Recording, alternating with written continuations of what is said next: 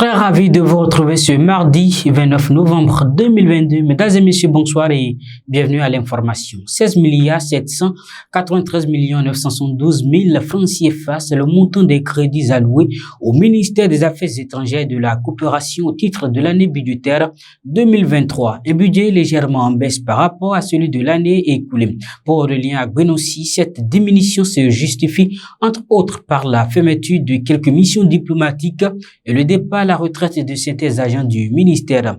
Mais cela n'affecte nullement l'ambition de la diplomatie béninoise qu'est le rayonnement du Bénin dans le monde, a-t-il fait savoir.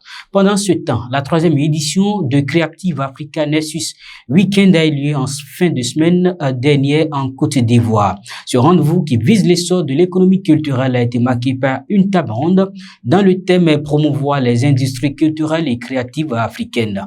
Au nom du Bénin, le ministre du Tourisme, des Arts et de la Culture, Jean-Michel Abimbola, a apporté une contribution de qualité aux réflexions sur la mise en œuvre des politiques publiques pour le développement des industries culturelles et créatives. L'émergence des ICC donc reste une priorité pour le gouvernement béninois qui s'y investit à travers la mise en œuvre d'importantes réformes, a-t-il déclaré. On connaît désormais le verdict définitif du procès lié dans l'affaire des patients décédés au Centre national hospitalier universitaire Hubert Koutoukou Maga de Cotonou. Le verdict est donc tombé ce mardi matin. Le tribunal de Cotonou a condamné le chef de la division électricité de CNHU et son collaborateur pour 2 ans d'emprisonnement ferme et devront payer une amende de 200 000 francs CFA. Par contre, les 2 autres accusés qui sont des agents de la société chargée du bon fonctionnement du générateur du service de réanimation de l'hôpital ont été relaxés. Qu'ils vous souviennent, le 7 octobre dernier, 4 patients sont décédés suite à une coupure d'électricité.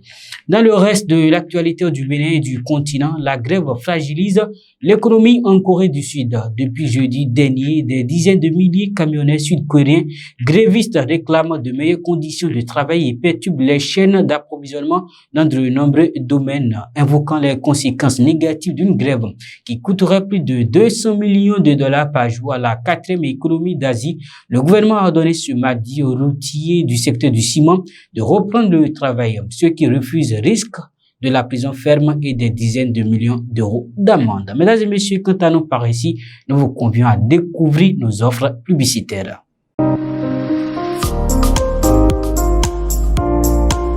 Le réseau AWEC Bénin est un groupement de jeunes femmes entrepreneurs agissant dans divers domaines d'activité. Elles sont toutes à la tête d'entreprises florissantes telles que Oyaï Sarl, qui est une entreprise spécialisée dans la transformation et la commercialisation des plantes aromatiques et médicinales en huile essentielle au Bénin. Freshi Sarl est une industrie de production de boissons à base de fruits de saison tels que la pastèque, l'ananas, la mangue, etc. Elle produit notamment des cocktails et une crème concentrée de noix de palme destinée à la préparation de la sauce de noix de palme. Ismart Energy Sal est une structure opérant quant à elle dans le domaine des énergies renouvelables. Elle assure l'efficacité énergétique, l'audit et l'équipement intelligent des bâtiments, la maintenance et l'exploitation des énergies renouvelables. Elle officie également dans l'ingénierie et la formation au métier des énergies renouvelables. Biscara Sarl est aussi une structure de production et de commercialisation des biscuits biscolets et des produits bébé nutri. Farine bébé nutri, farine instantanée bébé nutri, biscuits bébé nutri à base de céréales et de légumineuses. Malakia est aussi une entreprise de l'une des femmes AWEC. Elle est une pépinière d'entreprise et un espace de coworking.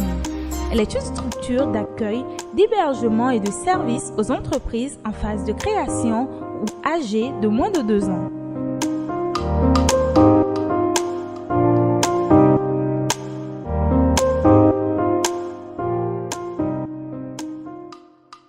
C'est ainsi que prend fin ce rendez-vous informatif. Prochain acte demain, le dernier jour du mois de novembre de l'année.